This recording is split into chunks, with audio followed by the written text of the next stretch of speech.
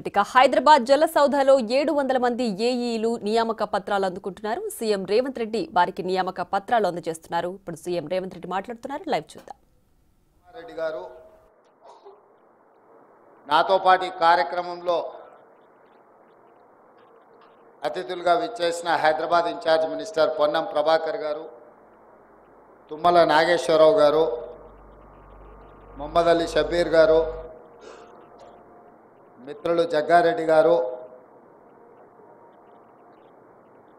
స్థానిక కార్పొరేటర్ సోదరమణి విజయారెడ్డి గారు, వేదిక మీద ఉన్న ప్రభుత్వ అధికారులు, finance special chief secretary, irrigation adviser, irrigation department principal secretary, అదేవిధంగా ఇతర అధికారులు, ఈరోజు నూతనంగా నియామక పత్రాలు స్వీకరించబోతున్న యువమిత్రులందరికీ మనస్ఫూర్తిగా అభినందనలు తెలియజేస్తున్నాను.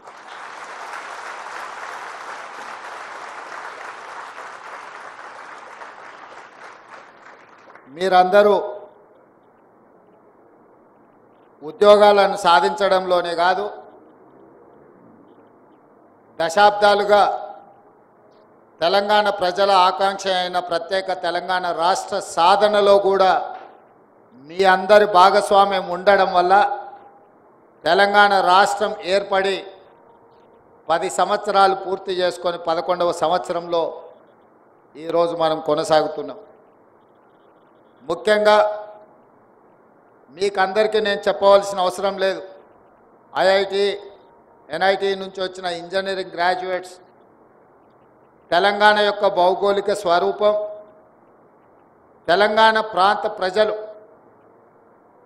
ముఖ్యంగా గ్రామీణ ప్రాంతాలలో ఉన్న తెలంగాణ ప్రజలు ఏమి కోరుకున్నారు, ఏ అంశాల విషయంలో తెలంగాణ ప్రజలు నిర్లక్ష్యానికి లోనైనరో ఆ అంశాల ప్రాతిపదికన తెలంగాణ ఉద్యమం నిర్మాణం జరిగింది. ముఖ్యంగా తెలంగాణ రాష్ట్ర సాధనలో కీలకమైన అంశము నీళ్లు. ఆ నీళ్ళకే ఈరోజు మీరు ప్రతినిధులు.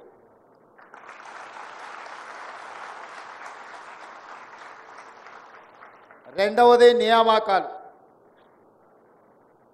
తెలంగాణ రాష్ట్రం వచ్చినాక 11 సంవత్సరాల వరకు మీకు నియామక పత్రాలు అందలేదు.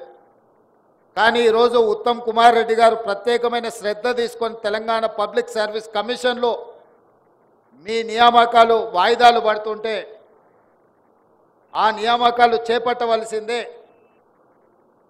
ఈ నిరుద్యోగ యువకులు ఉద్యోగ అవకాశాలు తీసుకొని తెలంగాణ పునర్నిర్మాణంలో భాగస్వాములు కావాలి అని వారు ప్రత్యేకమైన శ్రద్ధ తీసుకొని తెలంగాణ నిర్మాణంలో మిమ్మల్ని ఇంజనీర్లుగా, ముఖ్యంగా నీళ్ళు మన సంస్కృతిలో, మన జీవన విధానంలో ఒక భాగం. అలాంటి శాఖలో ఈరోజు మీరు ఇంజనీర్లుగా నియామకాలు కావడానికి వారే ప్రత్యేకమైన శ్రద్ధ తీసుకున్నారు. మీరు పెద్ద ఎత్తున వారిని చప్పట్లతో అభినందించండి.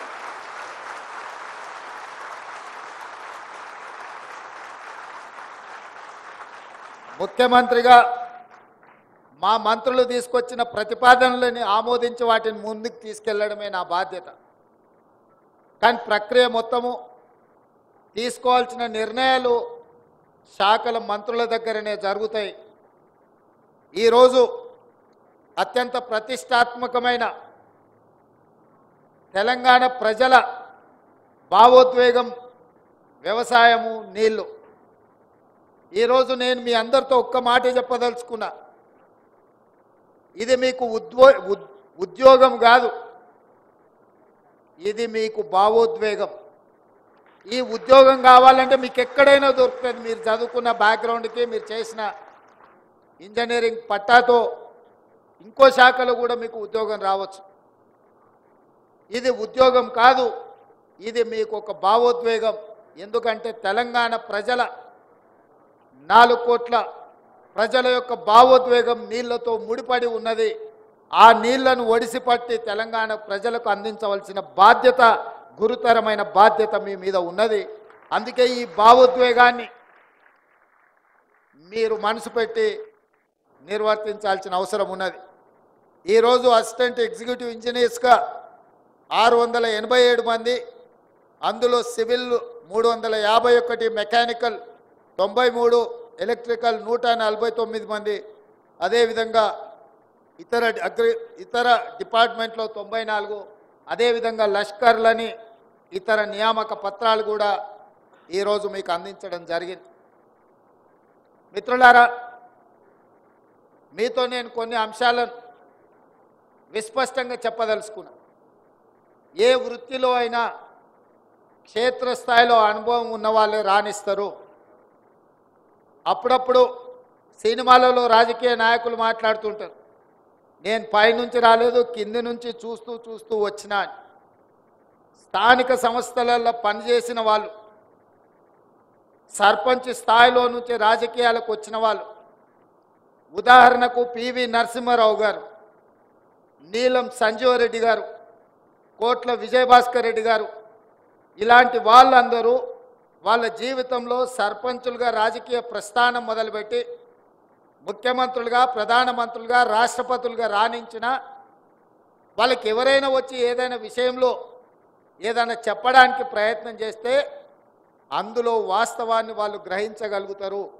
ఎందుకంటే సర్పంచుగా లేదా జిల్లా పరిషత్లో లేదా శాసనసభలో, శాసన మండలిలో, లేకపోతే పార్లమెంట్లో వివిధ అంశాలను ఏ విధంగా చర్చిస్తారో, ఆ అంశాలను, ఆ సమస్యల్ని ఏ విధంగా పరిశీలిస్తారో ఒక అవగాహన ఉండడం వల్ల వాళ్ళు ముఖ్యమంత్రులుగా, ప్రధానమంత్రులుగా, రాష్ట్రపతులుగా రాణించింది. ఈరోజు అధికారుల్లో కూడా క్షేత్రస్థాయిలో పనిచేసిన ఏఈలుగా కావచ్చు, జైలుగా కావచ్చు పనిచేసిన వాళ్ళు క్షేత్రస్థాయిలో ఇచ్చే రిపోర్ట్ మీదనే డిఈలు పనిచేస్తారు. ఒక 10 అంశాలలో మీరు నివేదికిస్తే డిఈ గారు ఒక 4టిని ఎగ్జామిన్ చేసి అతను నిర్ణయం తీసుకుంటాడు. డిఈ గారు 4 అంశాలను ఈఈ గారికి ప్రతిపాదిస్తే 4ంట్లలో 2, 3 ఎగ్జామిన్ చేసి తను నిర్ణయం తీసుకుంటాడు. ఆ పైన సూపరింటెండెంట్ ఇంజనీర్, ఆ పైన సిఈ, ఆ పైన ఈఎన్సి. క్షేత్రస్థాయిలో పరిశీలనకు వెళ్ళేది మీరు పైకి వచ్చినా కొద్దిగా మీకు అవకాశాలు తక్కువ ఉంటాయి.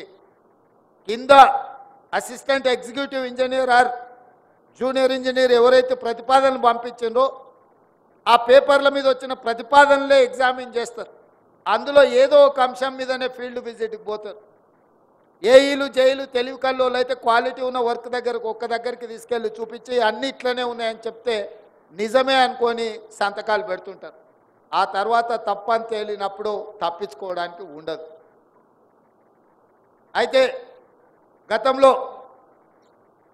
కాంట్రాక్టర్లు కానీ, ఇంజనీర్లు కానీ ఉదయం 5 గంటలకు లేచి బూట్లు తొడుక్కొని ఫీల్డ్ మీద క్షేత్రస్థాయిలో పనుల పరిశీలనకు వెళ్ళేది. గ్రౌండ్ రిపోర్టును వాళ్ళు సొంతంగా చూసేటోళ్ళు, గ్రౌండ్ రిపోర్టును చూసి వాళ్ళు రిమార్క్స్ రాసేటోళ్ళు. ఆ రిమార్క్స్ మీద పైన అధికారులు నిర్ణయం తీసుకున్నా తిరిగి ఆ అధికారులు ఒకవేళ ఇన్స్పెక్షన్స్కి వచ్చినా పెద్ద వ్యత్యాసం ఉండేది కాదు. కానీ ఈ మధ్య కొంతకాలం నుంచి నేను పర్సనల్గా, ఎందుకంటే నేను కూడా పాలిటిక్స్లో కొంచెం కింది నుంచే వచ్చిన, జిల్లా పరిషత్ మెంబర్గా పనిచేసిన, నేను ఎమ్మెల్సీగా పనిచేసిన, ఎమ్మెల్యేగా పనిచేసిన, ఎంపీగా పనిచేసిన, ఈరోజు ముఖ్యమంత్రిగా మీ అందరి మద్దతుతోని బాధ్యతలు నిర్వర్తిస్తున్నాను. కానీ ఎవరైనా నా దగ్గరకు వచ్చి ఏదైనా విషయం, అది అధికారి కావచ్చు, రాజకీయ నాయకుడు కావచ్చు, ప్రజాప్రతినిధి కావచ్చు, ఏదైనా అంశాలను ప్రస్తావించినప్పుడు నేను అంచనా వేయగలుగుతా వీళ్ళు గ్రౌండ్ రియాలిటీతో ఎంత కనెక్ట్ అయి ఉన్నారు, లేకపోతే వీళ్ళు ఎవరో ఇచ్చిన సమాచారం మీద ఆధారపడి నాకేం చెప్తున్నారని నేను కొంచెం అసెస్ చేసుకోగలుగుతాను. అంటే క్షేత్రస్థాయిలో తిరగడం వల్ల, క్షేత్రస్థాయిలో మనకు అనుభవం ఉండడం వల్ల మనం తీసుకునే నిర్ణయాలలో తప్పిదాలకు తక్కువ అవకాశం ఉంటుంది. ఈరోజు మీరు ఈ మధ్యకాలంలో ఇంజనీర్లు ఎవరు, నేను కంటిన్యూస్గా మానిటరింగ్ చేస్తున్న లాస్ట్ 9 months నుంచి ఫీల్డ్ ఇన్స్పెక్షన్స్కి పోయే వాళ్ళే తగ్గిపోయినరు. అది మీరే కాదు, జిల్లా కలెక్టర్లు, జిల్లా ఎస్పీలు, జిల్లా స్థాయి అధికారులు కూడా క్షేత్రస్థాయి పర్యటనలకు వెళ్ళడం లేదు. నేను ముఖ్యమంత్రి అయిన తర్వాత కలెక్టర్లు అండ్ ఎస్పీల చీఫ్ సెక్రటరీ గారితో కాన్ఫరెన్స్ తీసుకొని వాళ్ళతోని ఒక సమావేశాన్ని ఏర్పాటు చేసి వాళ్ళ సర్వీస్ బుక్లో ఎన్నిసార్లు నెలలో వీళ్ళు క్షేత్రస్థాయిలో పర్యటనలు చేసిండ్రో వాళ్ళ రికార్డులో రాయండి, రేపు వాళ్ళకి ప్రమోషన్లు ఇచ్చేటప్పుడు ఇదే కొలబద్ద అవుద్ది అని చెప్పి నేను ఐఏఎస్ ఐపీఎస్లకే ఆదేశాలు ఇచ్చిన. క్షేత్రస్థాయిలో పరిశీలన లేనప్పుడు, పర్యటనలు లేనప్పుడు మన నిర్ణయాలు తప్పిదాలకు గురి కావడానికి అవకాశం ఉంటుంది. ఏ డిపార్ట్మెంట్లో అయినా ఇనీషియల్గా మనం చేరిన హోదాతోని మనం క్షేత్రస్థాయిలో పని చెయ్యాలి. ఈరోజు హైదరాబాద్లో కానీ తెలంగాణ రాష్ట్రంలో ప్రధానంగా గోదావరి ఒకవైపు, కృష్ణా నది ఇంకొక వైపు. గోదావరి కృష్ణాల మీద నాడు పండిట్ జవహర్లాల్ నెహ్రూ గారు ఎడ్యుకేషన్ అండ్ అగ్రికల్చర్ రెవల్యూషన్ తీసుకురావడంలో భాగంగా మన తెలంగాణ రాష్ట్రంలో ఉన్న నాగార్జున సాగర్, శ్రీశైలం, శ్రీరామ్ సాగర్ ఈ ప్రధానమైన ప్రాజెక్టులు ఈరోజు మనకు లైఫ్ లైన్గా మారిన ప్రాజెక్టులను పండిట్ జవహర్లాల్ నెహ్రూ గారు మొదలుపెట్టిండ్రు. ఆ ప్రాజెక్టులు ఈ రోజు వరకు ఎన్నో ఆటుపోట్లను, ఎన్నో వరదలను, ఎన్నో ప్రకృతి వైపరీత్యాలను తట్టుకొని ఈరోజు నిలబడి కృష్ణా బేసిన్ మీద వచ్చిన వరదలకు నాగార్జున సాగర్, శ్రీశైలం ఎప్పుడో కొట్టుకుపోయి ఉండాలి. నాణ్యతలో ఒకవేళ లోపం ఉంటే ఈరోజు అవన్నీ వచ్చిన ఒడిదుడుకులను అన్నిటిని తట్టుకొని నిలబడి ఈ ప్రాజెక్టులు ఈరోజు ఈ దేశానికి, జాతికి అంకితమై పనిచేస్తున్నాయి. మరి నేను ఈ వేదిక మీద ఉన్న అధికారులు కొంతమందికి బాధ కలగొచ్చు, కానీ మీకు ఐ ఓపెనర్ కావాలి. మన కళ్ళ ముందలనే కట్టిన కాళేశ్వరం 1,00,000 కోట్ల రూపాయలు ఖర్చు అయినాయి. కట్టడం, కూలడం రెండూ జరిగిపోయినాయి. దీనికి ఎవరిని బాధ్యులు చేయాలో మీరు చెప్పండి. పెద్దలు సామెత చెప్పినట్టు పనిమంతుడు పందిరేస్తే కుక్కతోక తలిగి కూలిపోయిందంట. ఈరోజు కాళేశ్వరం అనే ఒక మ్యాన్ మేడ్ వండర్ అని చెప్పుకున్న ప్రాజెక్టు ఇప్పటికీ లిటరల్లీ 1,00,000 crores కాంట్రాక్టర్స్కి పేమెంట్ జరిగింది. ఇంకొక 47,000 కోట్ల రూపాయలు నాకు తెలిసినంత వరకు రాహుల్ బొజ్జ గారు చెప్పాలి, 1,47,000 కోట్ల రూపాయలతో కాళేశ్వరం ఈరోజు అంచనాలు పెరిగినాయి. 1,47,000 కోట్లలో 1,00,000 కోట్ల రూపాయలు ఖర్చు అయితే నికరంగా ఆయకట్టు 1,00,000 ఎకరాలకు కూడా ఇవ్వలేదు. 52,000 ఎకరాలకు మాత్రమే కాళేశ్వరం కింద ఆయకట్టు ఇచ్చిండ్రు. ఇది అఫీషియల్ రికార్డ్. నేను జలసౌదాలో అఫీషియల్గా చీఫ్ మినిస్టర్గా ఆన్ రికార్డ్ నేను మీకు చెప్తున్నా. ఈరోజు మీరు డిపార్ట్మెంట్లో చేరబోతున్న ఇంజనీర్లుగా ఎందుకు ఈ తప్పిదం జరిగింది? 1,00,000 కోట్ల రూపాయలు ఖర్చు అయిన కాళేశ్వరం కట్టడం, కూలడం పూర్తి కాకముందే జరిగితే ఈ లోపం ప్రజాప్రతినిధులలో ఉందా? పైన కూర్చొని తీసుకున్న ఈఎన్సీలు, సిఈలు, ఎస్సీలలో ఉందా? లేదా క్షేత్రస్థాయిలో పనిచేసిన అసిస్టెంట్ ఎగ్జిక్యూటివ్ ఇంజనీర్లు లేకపోతే జూనియర్ ఇంజనీర్లో ఉందా? ఇదొక మీకు మోడల్ స్టడీ చేయడానికి, రీసెర్చ్ చేయడానికి మీరు కాళేశ్వరాన్ని తీసుకోండి. మ్యాన్ మేడ్ వండర్స్ అంటే మోక్షగుండం విశ్వేశ్వరయ్య కట్టిన ఉస్మాన్ సాగర్, హిమాయత్ సాగర్ని చూడండి. 1908 హైదరాబాద్ మీద ఫ్లడ్స్ వచ్చి వేలాది మంది చనిపోయినప్పుడు నిజాం గ్లోబల్ టెండర్ పిలిచి ఇక్కడ ఉన్న ఈ వరదల్ని అరికట్టడానికి, హైదరాబాదు నగరాన్ని రక్షించడానికి ఒక గ్రేట్ భారత రత్న ఇంజనీర్ని అపాయింట్ చేస్తే అతను నిర్మించిన Osman Sagar, Himayat Sagar more than 100 years ఈరోజు ఉండి ఈరోజు హైదరాబాదు నగరానికి తాగడానికి నీళ్ళు అందిస్తుందంటే మోక్షగుండం విశ్వేశ్వరయ్య మీకు ఆదర్శం కావాలన్నా? 1,00,000 కోట్ల రూపాయల ఖర్చు పెట్టి కట్టడం, కూలడం జరిగిన కాళేశ్వరం ఇంజనీర్లు మీకు ఆదర్శంగా ఉండాలన్నా? యాజ్ ఏ ఇంజనీర్స్గా ఈరోజు మొదటి రోజు ప్రభుత్వ ఉద్యోగంలో చేరుతున్న మీరు ఆలోచన చేయండి. ఇది నిజంగా అంటే ఎవరిని ఏమనాలో తెలియని పరిస్థితి. ఏమని అనాలన్నా more than 50% department they worked in Kaleshwaram. వాళ్ళందరి మీద చర్యలు తీసుకుంటే అసలు డిపార్ట్మెంటే ఉండదు, రద్దు చేయాల్సిన పరిస్థితి ఉంది. చర్యలు తీసుకోకపోతే అందులో ఉన్న వాళ్ళనే మీరు కొనసాగిస్తున్నారని మేము ఆరోపణలు ఎదుర్కోవాల్సిన పరిస్థితి. దీన్ని ఏ రకంగా విశ్లేషించాలనో ఎవ్రీడే కమిషన్ ముందుకెళ్ళి సేమ్ గతంలో పనిచేసే ఇంజనీర్లే కమిషన్ చైర్మన్ ముందుకు వెళ్తున్నారు. అద్భుతమని ఆయనకు చెప్పడానికి ప్రయత్నం చేస్తున్నారు. ఆయన అడిగేదానికి వీళ్ళ దగ్గర సమాధానం లేదు. ఎవరిని ఎవరు ప్రొటెక్ట్ చేయాలనో ఎవరికి తెలియకుండా పోయింది.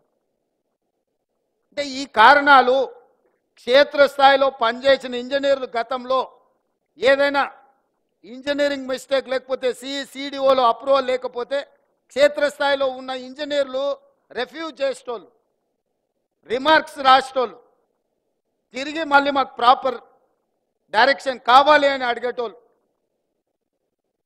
డి చెప్పిండని ఏఈ, ఈ చెప్పిండని డి, ఎస్ఈ చెప్పిండని ఈ, సిఈ చెప్పిండని ఎస్సి, ఈఎన్సి చెప్పిండని సి, ఇరిగేషన్ సెక్రటరీ చెప్పిండని ఈఎన్సి, సంబంధిత శాఖ మంత్రి చెప్పిండని సెక్రటరీ, ముఖ్యమంత్రి చెప్పిండని సంబంధిత శాఖ మంత్రి.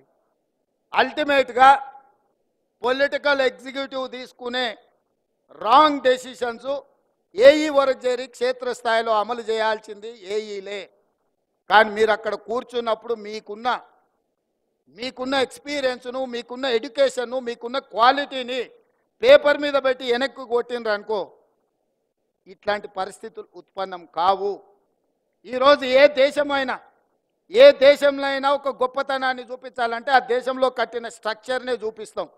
న్యూయార్క్లో మనం స్టాచ్యూ ఆఫ్ లిబర్టీని చూపించాలంటే ఎస్, ఆ స్టాచ్యూ ఆఫ్ లిబర్టీని ఒక ఇంజనీర్ కట్టింది, ఈఫిల్ టవర్ ఒక ఇంజనీర్ కట్టింది.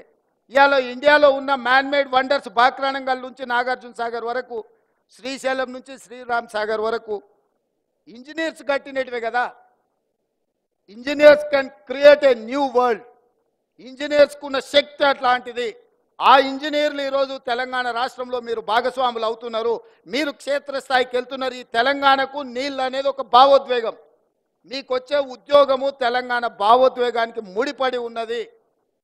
మీరందరూ ఈ తెలంగాణ రాష్ట్ర నిర్మాణంలో, ఉమ్మడి రాష్ట్రంలో అన్యాయం జరిగింది ప్రాజెక్టుల నిర్మాణంలో. అంటే 10 సంవత్సరాల ఉమ్మడి రాష్ట్రంలో మొదలుపెట్టిన ప్రాణహిత చేవెళ్ళ పూర్తి కాలేదు, పాలమూరు రంగారెడ్డి ఎత్తిపోతలు పూర్తి కాలేదు, ఎస్ఎల్బీసీ పూర్తి కాలేదు, కల్వకుర్తి పూర్తి కాలేదు, భీమా నెట్టంపాడు పూర్తి కాలేదు. దేవాదుల ఈరోజు ఎక్కడున్నదో మీకు తెలుసు, సీతమ్మ సాగరు, ఇందిరా సాగరు, ఏది తీసుకున్న ప్రాజెక్టులు పూర్తి కాకపోవడానికి 10 సంవత్సరాల కారణం ఏంది? ఎందుకు ఇవన్నీ పూర్తి కాకుండా తెలంగాణ రాష్ట్రం వచ్చినా దాదాపుగా నాకు తెలిసి 1,90,000 కోట్ల బిల్లులు పే చేసారు అనుకుంటే ఇరిగేషన్లో. Almost we have spent 2 lakh crores. 2 లక్షల కోట్లు సాగునీటి పారుదల మీద ఖర్చు పెట్టినా మనం ప్రాజెక్టులను పూర్తి చేసుకోలేకపోయినాం తెలంగాణ రాష్ట్రం వచ్చిన 10 సంవత్సరాలలో. దీనికి కారణం ఎవరు అని ఒకరి మీద ఒకరు ఆరోపణలు చేసుకునే కంటే భవిష్యత్తులో మనం అలాంటి తప్పు చేయకూడదు.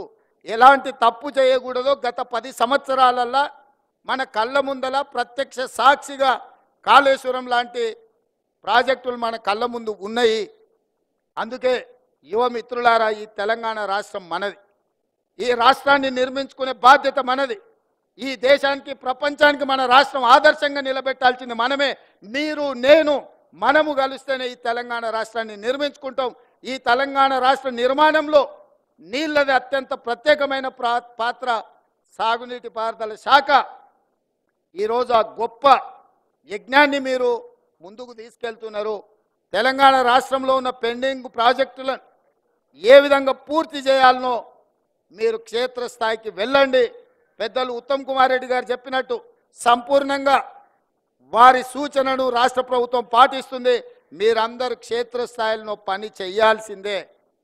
ఎవరైనా ఏదైనా రికమెండేషన్స్, ఆబ్లిగేషన్స్ తీసుకొస్తే వాళ్ళని ఇంకా దూరంగా అడవిలో పోస్టింగ్ వేయండి అన్న.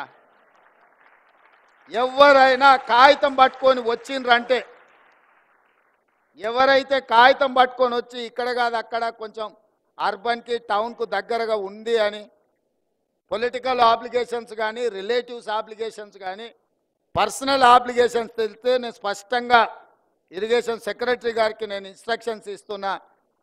మాట్లాడకుండా వాళ్ళని తీసుకెళ్ళి ఎక్కడ ఏమీ లేకుండా రోజుకు ఒకేసారి తిండి దొరికే ప్రాంతం ఏదనుంటే అక్కడ పోస్టింగ్ చేయండి. ఎందుకంటే ఉదయం తిని ఇంట్లోకి వెళ్తే మళ్ళీ రాత్రికి వస్తే ఇంటి దగ్గరనే భోజనం దొరకాలి వాళ్ళకి. ఆకలి ఉంటే పని మీద ఫోకస్ ఉంటుంది, కడుపులో నిండగుంటే నిద్ర వస్తుంది. ఎందుకంటే ఎలక్షన్ క్యాంపెయినింగ్లో నేను అంటే కొంచెమే తింటా, ఎక్కువ తింటే నిద్ర వస్తే ఎక్కువ ప్రోగ్రామ్ చేయలేనని. మీకు అందరికి కూడా మిత్రులారా, ఇది ఒక మంచి గొప్ప అవకాశం. మిమ్మల్ని మీరు నిరూపించుకునే సందర్భం.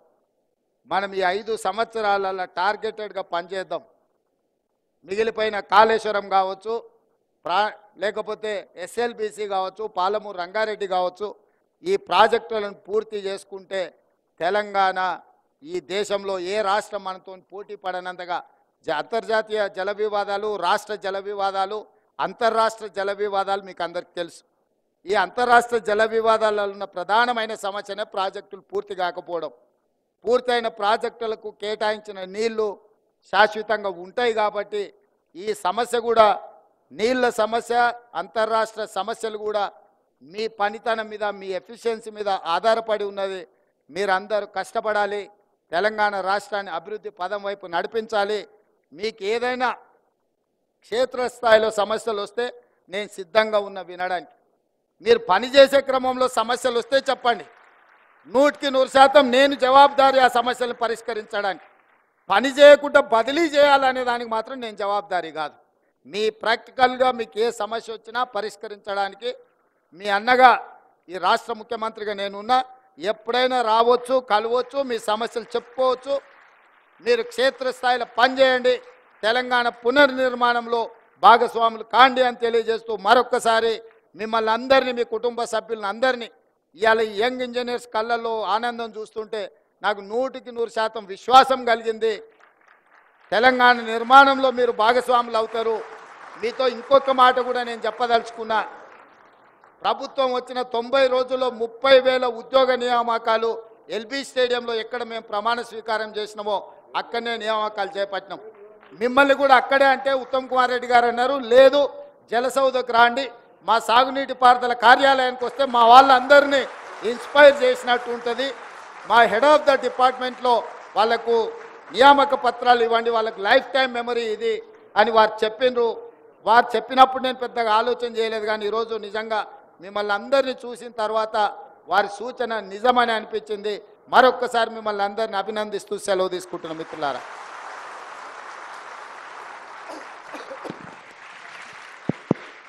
ఇప్పుడు గౌరవ ముఖ్యమంత్రి గారి ద్వారా నూతనంగా నియమింపబడ్డ పబ్లిక్ సర్వీస్ కమిషన్ ద్వారా నియమింపబడ్డ అసిస్టెంట్ ఎగ్జిక్యూటివ్ ఇంజనీర్లకి ఎవరైతే పబ్లిక్ సర్వీస్ కమిషన్ ఎగ్జామ్లో టాపర్గా వచ్చారో వాళ్ళ అపాయింట్మెంట్ లెటర్ సీఎం గారు డిస్ట్రిబ్యూట్ చేస్తారు. దాని ముందు మీకు ఒక విషయం చెప్పాలి. Jal Soudha irrigation department office, ఈ జల్ సౌదాకి ఈ రాష్ట్ర చరిత్రలో ఇక్కడ వచ్చిన మొదటి sitting chief minister Anumula Revanth Reddy గారు. Thank you sir. ఇప్పుడు Amaragonda Srinivas civil branch multi zone 1 వారికి నియామక పత్రము ప్రియతమ ముఖ్యమంత్రి వర్యులు రేవంత్ రెడ్డి గారు, అదేవిధంగా మన మంత్రివర్యులు కలిసి ఇవ్వడం జరుగుతూ ఉంది. Thank you very much sir. తర్వాత Rama Sasidhar Reddy civil branch multi zone 2 Rama Sasidhar Reddy. తర్వాత Vamshikrishna mechanical branch multi zone 1, అదేవిధంగా Medapati Satish Kumar mechanical branch multi zone 2, అదేవిధంగా Veligeti Umesh electrical branch multi zone 1, అదేవిధంగా Suppala Sainath electrical branch multi zone 2 నుంచి, అదేవిధంగా Saddi Vinyas Reddy agriculture multi zone 1, అదేవిధంగా Pengam Eram agriculture Eram multi zone 2 నుంచి,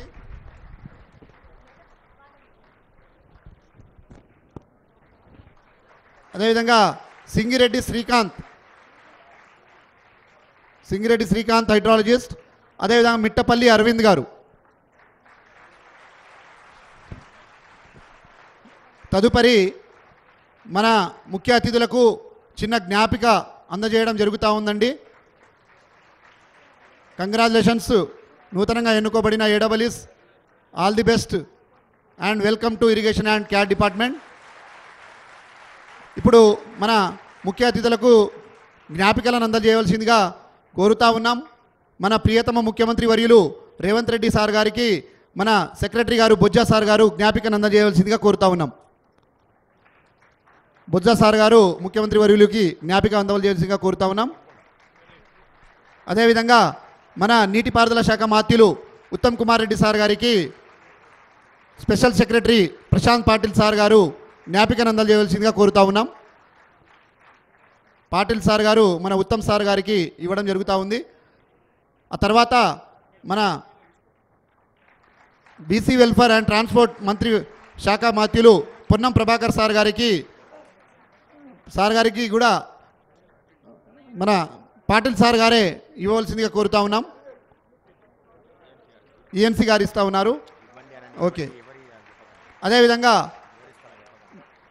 మన కార్యక్రమానికి ఇచ్చేసినటువంటి స్థానిక కార్పొరేటర్ గారు పరిపాటి విజయారెడ్డి గారికి కూడా, తర్వాత మన తుమ్మల నాగేశ్వరరావు సార్ గారికి కూడా ఈఎన్సీ గారు జ్ఞాపికను అందజేయడం జరుగుతూ ఉంది. మంత్రివర్యులు తుమ్మల నాగేశ్వరరావు సార్ గారికి. అదేవిధంగా మన adviser to irrigation and water resources Adityanath sir గారికి కూడా ఈఎన్సీ అడ్మిన్ గారు. అదేవిధంగా గౌరవనీయులు పెద్దలు జగ్గారెడ్డి సార్ గారికి కూడా జ్ఞాపికను అందజేయవలసిందిగా కోరుతా ఉన్నాం. అదేవిధంగా గౌరవనీయులు పెద్దలు షబ్బీర్ అలీ సార్ గారికి కూడా జ్ఞాపికను అందజేయవలసిందిగా మన డిపార్ట్మెంట్ నుంచి కోరుతా ఉన్నాం. అదేవిధంగా special chief secretary to government finance department Ramakrishna Rao sir గారిని కూడా జ్ఞాపికను అందజేయాల్సిందిగా కోరుతా ఉన్నాం. Thank you very much sir, ధన్యవాదాలు. ఈ కార్యక్రమాన్ని ఇచ్చేసినటువంటి అతిరథ మహారథులకు, అతిథులకు, అదేవిధంగా మన డిపార్ట్మెంట్ పెద్దలకు, అదేవిధంగా నూతనంగా ఎన్నుకోబడిన ఏడబ్ల్యూస్కి అందరికీ ధన్యవాదాలు తెలియజేస్తాను.